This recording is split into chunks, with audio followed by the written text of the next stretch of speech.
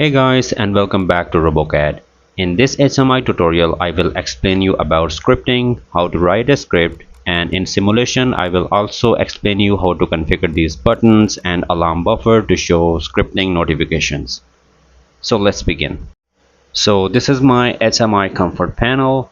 I will go into the screens, right, and I will double click on add a new screen. In order to create a new screen, I will adjust the zoom settings. I will set it to 75% just to look better.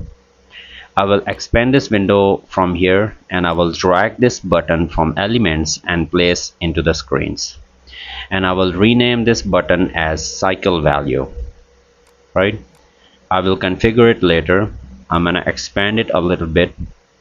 I also want an alarm view.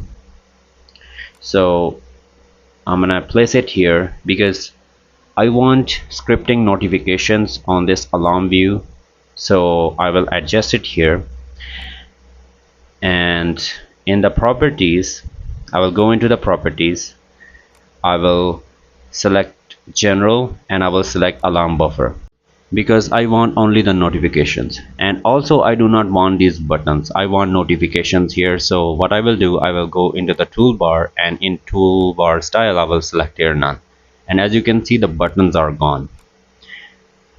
Okay, now I will rename the name of the screen as scripting. Okay, and after that I will go to home screen, and since I want the access for the scripting in home screen as well, so I will place the scripting button onto the home screen. Then I will move down into this project tree and I will find scripts. Here it is. I will expand this. I will expand VB scripts and I will double click add new VB function. So here we go.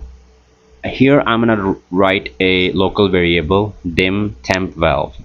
So this is a local variable created, and then I'm gonna assign the value of the temp valve to a HMI tag.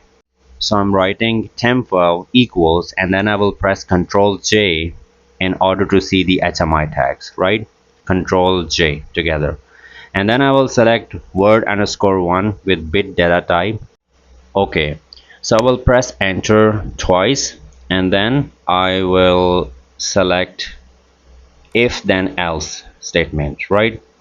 So here I'm gonna write some conditions. So in conditions I will write here if temp is less than 2, right, then what happens. So I will go down, I will click backspace, and here I'm gonna write temp val is equal to temp val plus 1. So if the value of the temp val is less than 2, then it's gonna increase the value of the temp val by 1. So this is if. And what about else?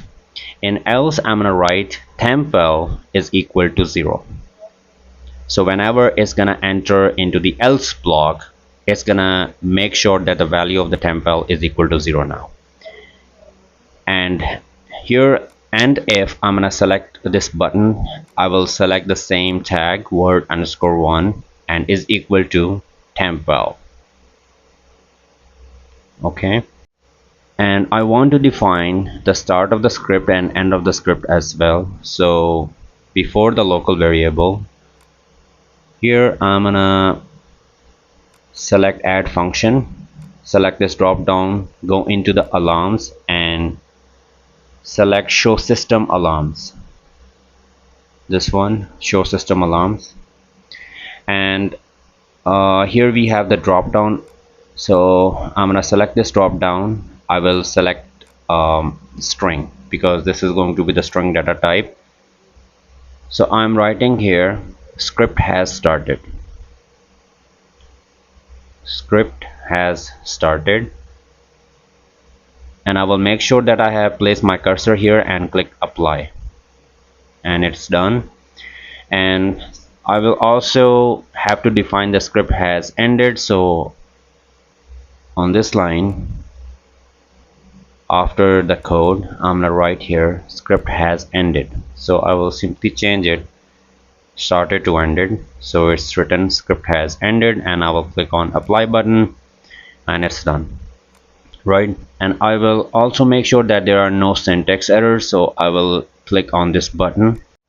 So it will check the errors, and in our code there is no error. There should not be any error in order to proceed further. So I'm gonna go back to my scripting screen. I have to configure this cycle value button. So I will select a cycle value button. I will go into the properties. I will go into the events, select the press events, click on add function, drop down this menu from here, and I will go down. So here we have VB function, so I will select it. This is the user defined function that we have created, and it has assigned to the cycle value. Now I'm gonna select my comfort panel and I will click on start simulation button. So simulation has been started. I will expand this menu from here. This is the home screen with the scripting button.